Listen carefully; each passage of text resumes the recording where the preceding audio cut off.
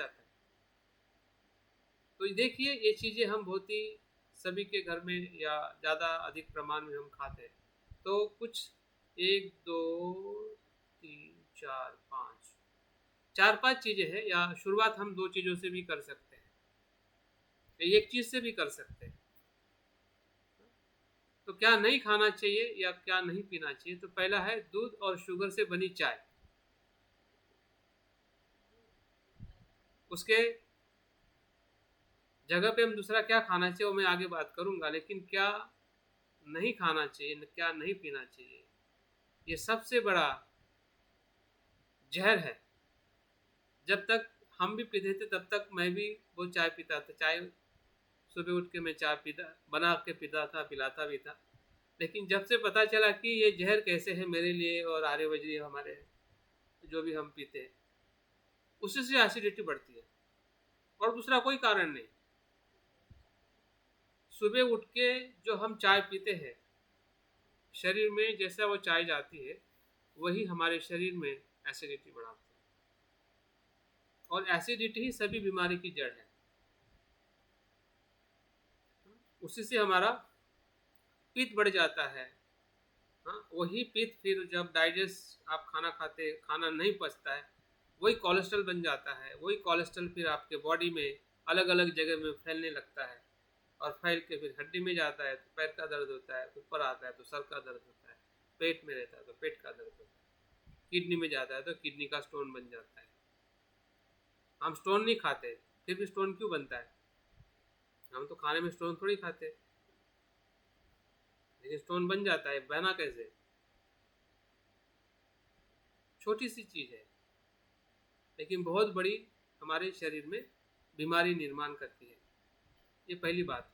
दूध से बनी हुई मिठाइयाँ अक्सर हम नहीं खाते तो अच्छा है, अगर खाते हैं तो उस पर हमने क्वेश्चन उठाना चाहिए कि मीठा खाना है तो दूध से बना हुआ या और भी सिंपल मिठाई है या दूध से नहीं बनी हुई मिठाई है, उसको हम थोड़ा कंज्यूम कर सकते हैं।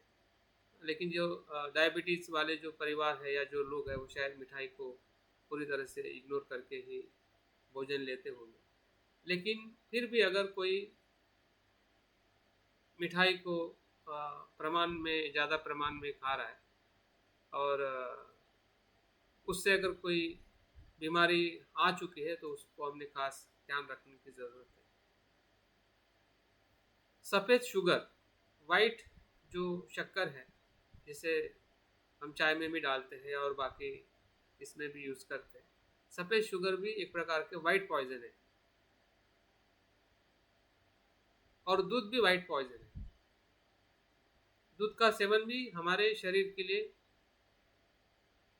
पारंपरिक रूप में उसको ताकत वाला फूड कहा जाता है कि दूध पीना अच्छा है, लेकिन वो बच्चों के लिए, बड़ों के लिए नहीं।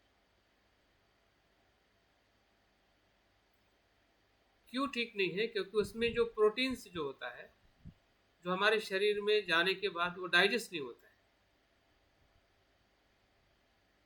और डाइजेस्ट जब नहीं होता है तो वही टॉक्सिन्स बन जाता है।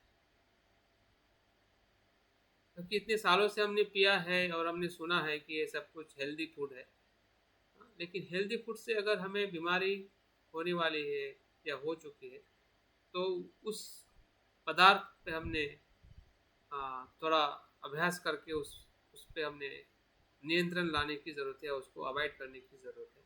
और दूसरी चीज़ है, नाश्ते में ब्रेड है, बिस्किट है, या ऐसी जो भी चीज़ें हम उस पर भी शायद अगर हम बिस्किट और ब्रेड खा रहे हैं तो उसमें जो मैदा होता है, मैदा हमारे शरीर में चिपक जाता है।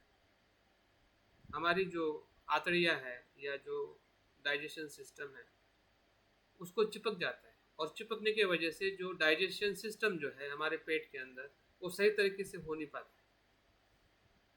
अगर हम नाश्ते में या हमारे खाने में सुबह दोपहर में ऐसी कुछ चीज़ें अगर हम खा रहे हैं, हाँ, तो उस पर हमने ब्रेक लगाने की ज़रूरत है। इसमें से अगर हम एक दो चीज़ भी कर सकते हैं, और स्पेशली चाय,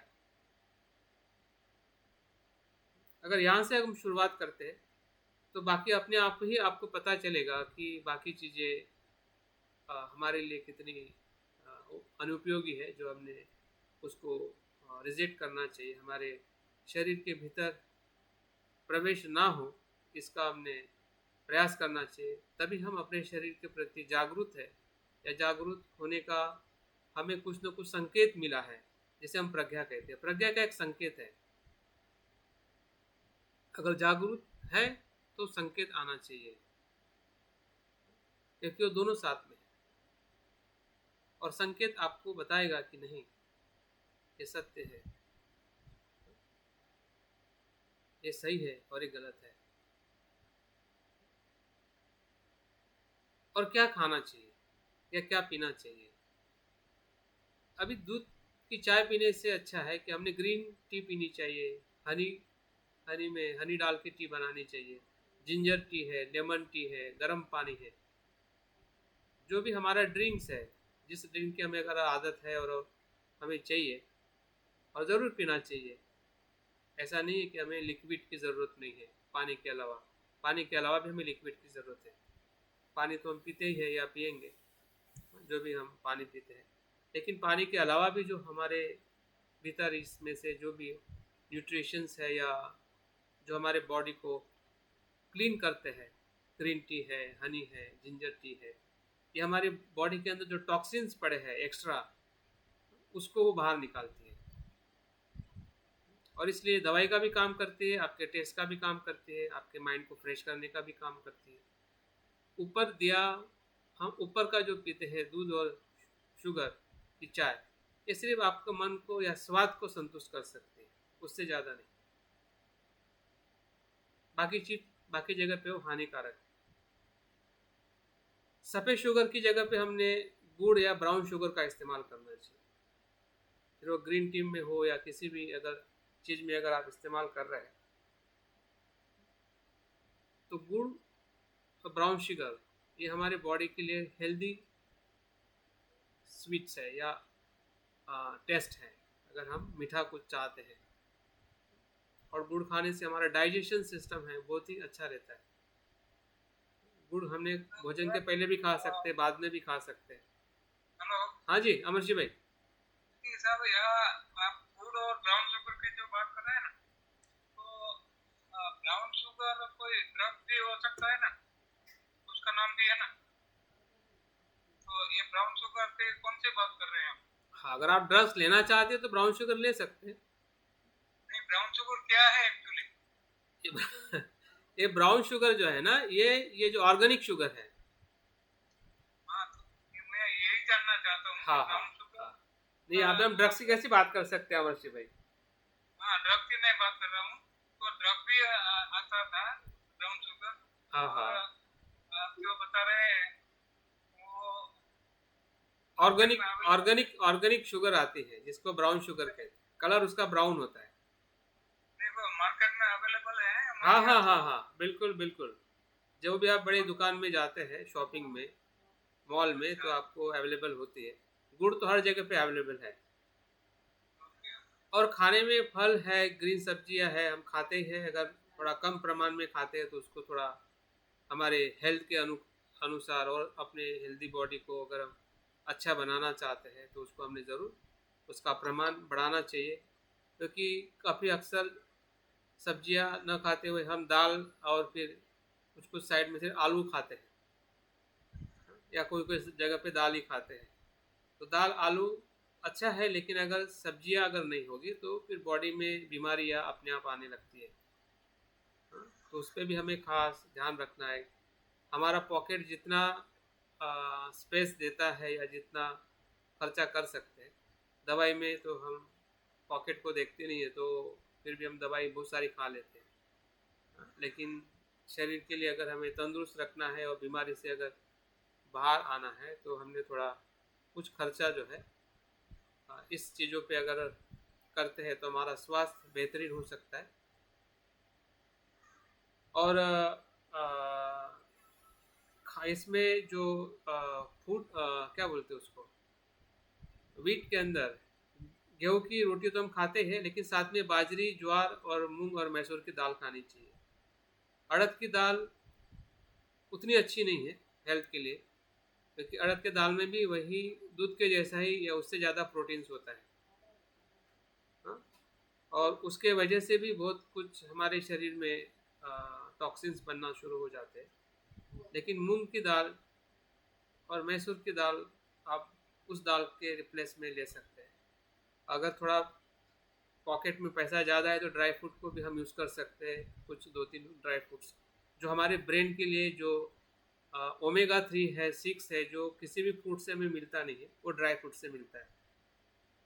तो उस कुछ ब्रेन के कुछ हमारे इम्पोर्टेंट फैक्टर्स है जो हमें खाने में किसी भी इसमें नहीं आते, तो ड्राई फ्रूट्स में आते, तो हमारा जो ब्रेन का फंक्शन है वो काफ़ी अच्छी तरह से होने के लिए हमारे लिए ज़रूरी है। तो एक प्रकार से हमारा भोजन ही हमारी औषधि है और हमारा भोजन ही हमारी दवाई बीमारी का कारण है। तो इसको थोड़ा भी अगर हम कुछ अपने लिए अगर जागरूक हो रहे हैं, इसकी हमने अपने मित्रों में भी चर्चा करनी चाहिए, परिवार में भी थोड़ा डिस्कशन करना चाहिए। और आजकल के जो बच्चे हैं उसको भी हमने ये क्या बोलते हैं असाइनमेंट देना चाहिए कि भाई देखो ना इसका क्या अच्छा है क्या बुरा है, तो खुद ही ढूंढ निकालेगा मम्मी ये ठीक नहीं है ठीक है। हाँ, और कहीं ना कहीं एक अवेयरनेस आएगी कि भाई कौन सा खाना चाहिए कौन सा नहीं खाना चाहिए। डायरेक्ट हम अपने बच्चों को या खुद को भी डायरेक्ट हम ऐसा गाइड नहीं कर सकते कि मैं ये खाऊँ ये नहीं खाऊँ, इतने सालों से हम खा रहे। लेकिन अगर थोड़ा स्टडी होता है, अवेयरनेस होता है, हाँ, अगर उसका अगर हम फ़ायदा लेते हैं अपने लिए और हमारे परिवार के लिए, तो निश्चित ही वो अवेयरनेस एक अपने अच्छे डाइट को डेवलप कर सकती है। अगर हम अवेयरनेस नहीं लेंगे नहीं देंगे तो बच्चों को भी तो बस इंस्टेंट फूड चाहिए माँ, हमें भी लगता है कि चलो जल्दी हो रहा है इसको बना के खा लेते हैं। हाँ, और इसी प्रकार से हमारे घर में जो चीज़ें शरीर के लिए जो हानिकारक है वही चीज़ों का प्रमाण ज़्यादा हमारे घर में आता है। और उसी खाने में हम इतने व्यस्त होते हैं क्योंकि हमें टेस्ट चाहिए और कहीं ना कहीं दिखने में और स्मेल में हमें अच्छे चाहिए। लेकिन बाकी जो चीज़ें हमारे भीतर उसके आने से जो असंतुलन हो रहा है, हमारे घर में बीमारियों का घर करते जा रहा है, उस पर हम बहुत ज़्यादा अवेयर नहीं है। लेकिन अवेयर होना ये हमारी जिम्मेदारी है खुद के शरीर के प्रति। और हमारे घर में जो भी बाकी लोग हैं वो भी स्वस्थ रहे, उनके लिए भी हमारी वो जिम्मेदारी है, क्योंकि हम जिम्मेदारी से ही हम सब कुछ परिवार में काम कर रहे हैं ताकि हमारा परिवार सुखी और आनंदी हो सके। अभी हम आते बुद्ध की जो ब्रह्म विहार की जो भावना है, इसके बारे में मैं ज़्यादा नहीं बताऊंगा क्योंकि सभी को पता है। लेकिन कुछ जो बातें मुझे टच हुई है जो आपके लिए भी और ज़्यादा महत्वपूर्ण हो सकती है। हमें पता है कि जिसे हम ब्रह्म विहार कहते हैं वो एक प्रकार की उच्चतम श्रेष्ठ पवित्र और असीम चित्त की भावना है, जहाँ पे बुद्ध ऐसा कह सकते हैं कि जहाँ पे बुद्ध विहार करते हैं उसे ब्रह्म विहार कहते हैं, जिसमें 4 प्रकार के जो स्वरूप है या 4 प्रकार की जो मानसिक अवस्था है, जिसमें मैत्री भावना है, करुणा भावना है, मुदिता भावना है और उपेक्षा भावना है। इन चारों भावना का एक अपना महत्व है या एक अपना उद्देश्य है। तो मैत्री भावना क्या करती है कि समाज या हमारे लिए और औरों के लिए मैत्रीपूर्ण रहने के लिए हमें प्रेरित करती है, खुद के लिए औरों के लिए। यह मैत्री भावना का लक्ष्य है कि मैं भी सुखी रहूं और तुम भी सुखी रहो, तुम भी सुखी रहो और मैं भी सुखी रहूं, हम सब सुखी रहें।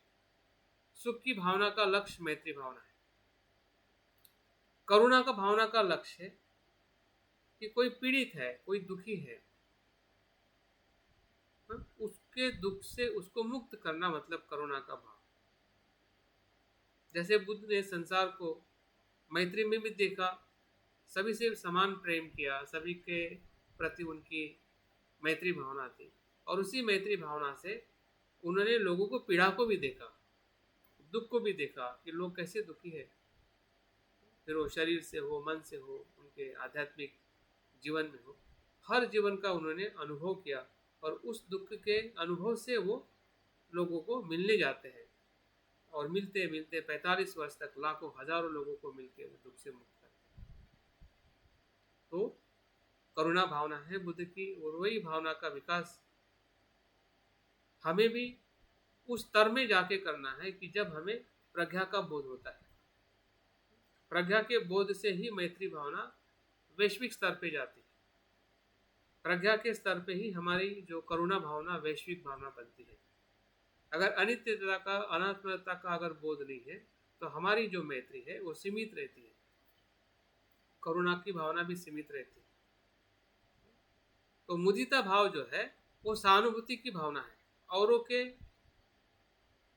सुख में या औरों की जो सफलता है, फिर हमारा मित्र हो सकता है, भाई हो सकता है, बहन हो सकता है, रिश्तेदार हो सकता है, पड़ोसी हो सकता है, जिसने कुछ सफलता प्राप्त की है, उन्होंने कुछ अच्छा कुछ प्राप्त किया है, फिर भौतिक रूप में हो सकता है, उनके आध्यात्मिक जीवन में हो सकता है। कोई हमारा मित्र तो ब्रह्मचारी बनता है, कोई हमारा मित्र मित्र बनता है, हाँ? या कोई वस्तु की खरीदी करता है भौतिक रूप में, तो उसकी जो सफलता है, उसका जो आनंद है, उस आनंद में हमें भी आनंदित होना, वो मुदिता भाव। तो ये जो सहानुभूति की भावना है, आनंद की भावना है, ये मुदिता भाव है। और चौथी जो भावना है वो उपेक्षा भाव। उपेक्षा भावना का मतलब ये है कि संसार में ऐसे भी लोग हैं कि जो हमारी बातों से अनजान है या हमारी बातों को ग्रहण नहीं करते हैं, स्वीकार नहीं करते हैं, हाँ? उससे प्रेरणा नहीं लेते, उस मार्ग पर नहीं चलते हैं, हाँ? उनके प्रति हमें उपेक्षा की भावना से भी रहना सीखना है, जिसे हम समभाव कहते हैं। तो ये चारों जो भावना है, एक प्रकार से हम कह सकते हैं कि जो विश्व जो है, संसार जो है, चार व्यक्तियों से बना है। जिस संसार में हम स्वयं रहते हैं, या दुखी लोग रहते हैं, सुखी लोग रहते हैं, और दुखी लोग भी रहते हैं।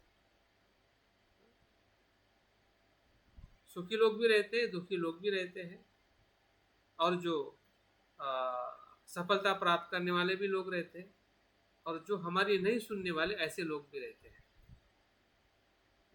चारों मानसिकता के लोग हैं, और चारों मानसिकता के लोगों के साथ हमने श्रेष्ठ अवस्था में कैसे रहना है, या श्रेष्ठ अवस्था में रहने का जो आचरण है, वही ब्रह्म विहार का आचरण है, वही ब्रह्म विहार की भावना है। तो उस भावना का अनुभव ही बुद्धत्व का संपूर्णता का अनुभव है। बुद्ध जो है वो प्रज्ञा के साथ में करुणा के सहवास में रहते हैं। बुद्ध मतलब प्रज्ञा ही नहीं, बुद्ध मतलब प्रज्ञा और करुणा का सम्मिश्रण है। जब हम बुद्धत्व की बात करते हैं तो बुद्ध के बुद्धत्व में सिर्फ प्रज्ञा नहीं है, प्रज्ञा है लेकिन सिर्फ प्रज्ञा नहीं है। प्रज्ञा होना और सिर्फ प्रज्ञा होना दोनों में फर्क है। तो प्रज्ञा के साथ करुणा है, मैत्री। इसका मतलब हम ऐसा कह सकते हैं कि प्रज्ञा जो है वो हमें स्वयं को दुख से मुक्त कराती है, हमारे स्व को या हमें खुद को दुख से मुक्त कराती है, जिसे हम कह सकते हैं पैसिव। वो आपको ही दुख से मुक्त कर सकती है, औरों को नहीं। लेकिन यही प्रज्ञा जब करुणा में परिवर्तित होती है तो औरों को दुख से मुक्त करने के लिए मदद करती है। मतलब एक आपके लिए जो पैसिव प्रज्ञा है और करुणा एक्टिव प्रज्ञा है, वो भी प्रज्ञा का ही रूप है, लेकिन कैसे? वो एक्टिव, औरों के लिए वो समर्पित होके लोगों को दुख से मुक्त करती है, जैसा वो स्वयं दुख से मुक्त हुआ। और इसलिए बुद्धत्व भले एक व्यक्ति के जीवन में ये वो घटना है कि व्यक्ति बुद्ध बनता है, लेकिन उसकी अवस्था जो है वो व्यक्तिगत नहीं है। बुद्ध स्वयं के लिए ही नहीं होते, वो सभी लोग उसमें समाविष्ट हो जाते हैं। पूरा ब्रह्मांड समाविष्ट हो जाता है बुद्धत्व के अनुभव में। भले वो व्यक्ति के रूप में हमें लगता है कि वो व्यक्ति बुद्ध बना है, जिसे हम सिद्धार्थ बुद्ध कहते हैं, लेकिन उनके जो बुद्धत्व में या उनके जो मन के भीतर पूरा विश्व समाविष्ट होता है, विश्व से अलग नहीं होते। मतलब बुद्ध जब वो स्वयं की बात करते हैं तो उसी के साथ वो संसार की भी बात करते हैं। जब वो संसार की बात करते हैं उसमें वो स्वयं की भी बात करते हैं। मतलब स्वयं और संसार और स्वयं जो द्वंद्व है, मैं और तू और मैं, उस द्वंद्व से वो पूरी तरह से मुक्त हो जाता है। और उसके अंदर ये ब्रह्म विहार एक अपने आप में महत्वपूर्ण अनुभव है। हाँ, जब हम बुद्ध को एक अंतर्दृष्टि में प्रज्ञा को जब बुद्ध के स्वरूप को देखते हैं, तो उसी के साथ बुद्ध का जो दूसरा जो स्वरूप है उसमें मैत्री करुणा का अंतर्भाव होता है, तब बुद्ध होते हैं। तो दोनों पक्ष को मिला के बुद्ध का अस्तित्व है। और इसलिए हाँ, उनका भी जो धर्म है वो अनात्म धर्म कहलाता है। हाँ, जब हम 3 लक्षणों को देखते हैं कि सब्बे संखारा अनिच्चा, सब्बे संखारा दुखा, लेकिन तीसरी बात को हम क्या कहते हैं, सब्बे धर्मा अनात्ता। संसार का भी धर्म अनात्म है और बुद्धत्व के भीतर भी जो बुद्धत्व है वो भी अनात्म है। वहाँ पे भी एक वस्तु से बुद्धत्व का अनुभव नहीं है, वहाँ पे भी दो से अनेक वस्तुओं के साथ में बुद्धत्व है।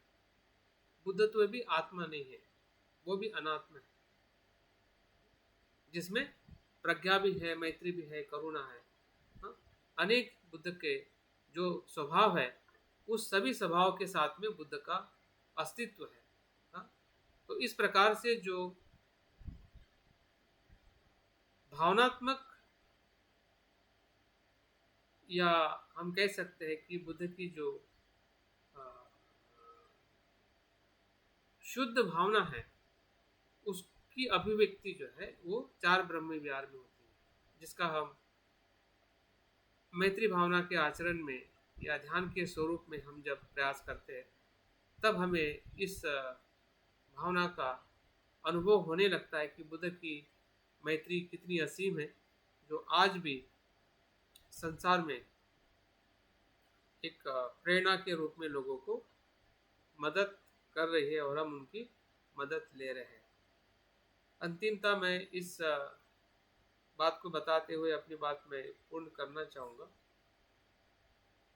कि जैसे हमने 4 ब्रह्म विहार का जो सराव है वो कल हम सुबह के ध्यान में सीखेंगे प्रैक्टिकली, कि मैत्री करुणा मुदिता उपेक्षा कैसे हमें ध्यान के अंतर्गत उसका विस्तार करना है। अभी सिर्फ हम देखते हैं कि उसके पास के और दूर के शत्रु क्या है। जैसे हमने आनापान सती करते हुए न्यूरॉनों को हम पहचानते हैं, वो हमारे शत्रु हैं, और उसको पहचान के फिर हम उस पर कार्य करके उसका ध्यान का आनंद लेते हैं, ध्यान के भीतर जाते हैं। वैसे ही अगर हम ब्रह्म विहार का ध्यान कर रहे हैं तो उसके पास के और दूर के शत्रु बुद्ध ने बताया है।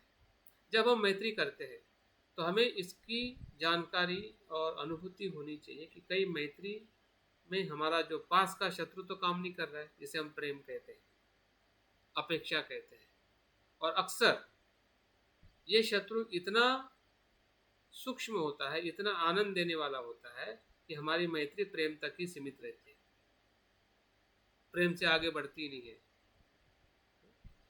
तो उसका भी पहचान में आना चाहिए कि प्रेम क्या है, अपेक्षा क्या है। तो आसक्ति जब तक है तब तक मैत्री जो है सच्ची मैत्री नहीं हो सकती। जैसे कि अगर हम आनापानासति के अनुभव से जब हम कायानुपश्यना का अनुभव करते हैं और काया को काया देखते हैं और उससे आसक्ति छूट जाती है, और जब आसक्ति छूटती है तब सही अर्थ में हम स्वयं पे मैत्री करते हैं। जब हम कहते हैं कि मैं सुखी हूँ, तो मैं सुखी हूँ इसका अनुभव क्या है कि आप सुखी हो या मैं सुखी हूँ। जब मैं कहता हूँ कि मैं प्रज्ञावान हूँ, तो प्रज्ञा का क्या अनुभव है कि जिसके कारण मैं कहूँ कि मैं प्रज्ञावान हूँ। जब आसक्ति छूटने का अनुभव होगा तभी तो मेरा कहना या मेरे स्वयं पे मैत्री करना वहाँ पे सत्य होगा कि मैं प्रज्ञावान हूँ, मैं शीलवान हूँ।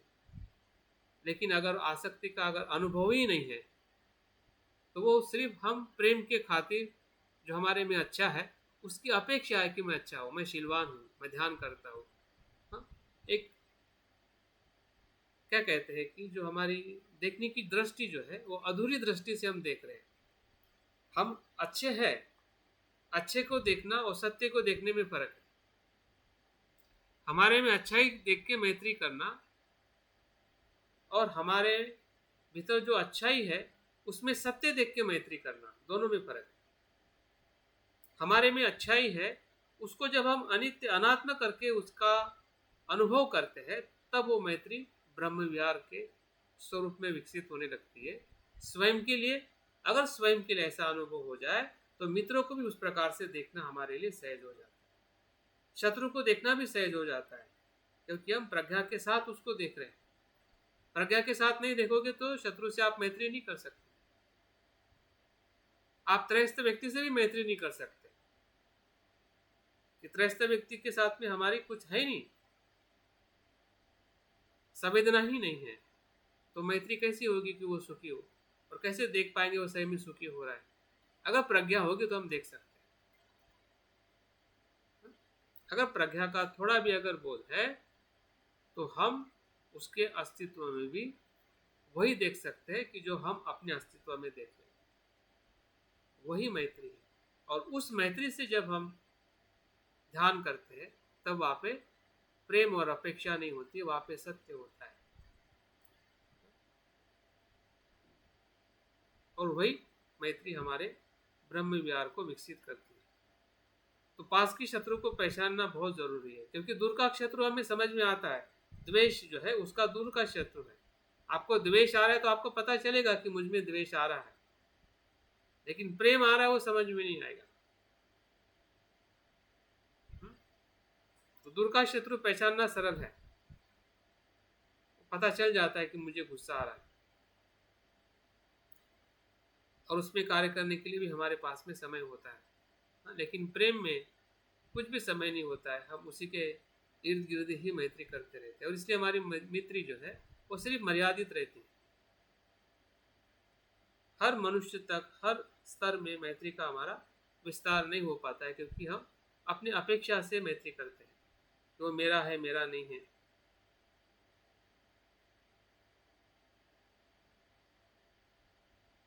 तो मैत्री का विकास हमारे लिए उतना ही जरूरी है या आवश्यक है जितना हम आनापान सती से जो अनुभव करके आगे बढ़ते हैं, तो वहाँ पे मैत्री ही रहती है। जहाँ पे अनित्यता है वहाँ पे मैत्री है। मैत्री ही रहती है और कुछ नहीं। जहाँ पे आसक्ति नहीं वहाँ पे मैत्री है। उस भाव से जुड़ना, अपने आप में औरों में देखना, वो सही भाव है कि मैं सुखी हूँ या बनूं और भी सुखी बने, क्योंकि सभी अनित्य है। वैसे ही करुणा, करुणा का जो पास का शत्रु है वो दया है, और दूर का शत्रु है क्रोध, क्रोधता,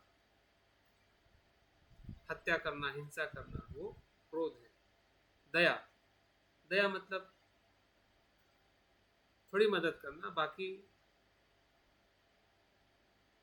उसके जो आध्यात्मिक जो जीवन का जो दुख है, उस दुख को नहीं पहचानना, वो दया है। हम सामान्य अर्थ में किसी को मदद करते हैं, लेकिन उसका सही में आध्यात्मिक दुख क्या है, संसार में आने का जो कारण है, संसार से मुक्त होने का जो मार्ग है, वो करुणा है। बुद्ध ने वो करुणा की है, संसार में से लोगों को मुक्त करने के लिए। उस भाव से करुणा का विकास होना वो तभी संभव है जब हम अनित्यता के बोध में अपने आप को और संसार को देखते हैं। मुदिता और उसका जो पास का शत्रु है, अति उत्साहित होना किसी के सफलता में, एक्साइटेड हो जाना किसी की सफलता में, दिखावा करना कि मैं कितना तुम्हारे सुख में सुखी हूँ, ये पास का शत्रु है। एक प्रकार से आर्टिफिशियल हम उसके आनंद में सहभागी होते हैं। आर्टिफिशियल, हमारा दिल नहीं होता है, लेकिन हमारा मित्र है, भाई है, दोस्त है, उस प्रकार से उत्साहित होते हैं। तो उसका मुदिता का पास का शत्रु है। और दूर का शत्रु ईर्ष्या। उपेक्षा में पास का शत्रु है भेद करना, भेद करना कि वो सही है, वो गलत नहीं है, गलत है सही है, गलत है सही है, छोटा है बड़ा है, स्त्री है पुरुष है, उस तरीके से हम, वो मेरा है मेरा नहीं है, हमारे धर्म का है, हमारे जाति का है, हमारे संघ का है, इस प्रकार से जब हम भेद करते हैं वो उपेक्षा है पास के शत्रु में। और दूर के शत्रु में उपेक्षित करना, इग्नोर करना, उसको धिक्कारना।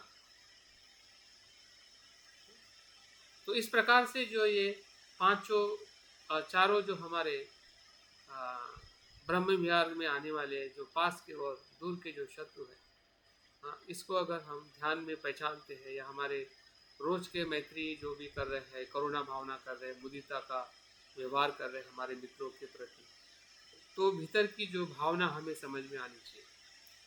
अगर समझेंगे तब अनित्यता से उससे हम बाहर आ सकते हैं, क्योंकि अनित्यता ही हमें उसमें से बाहर ला सकती है।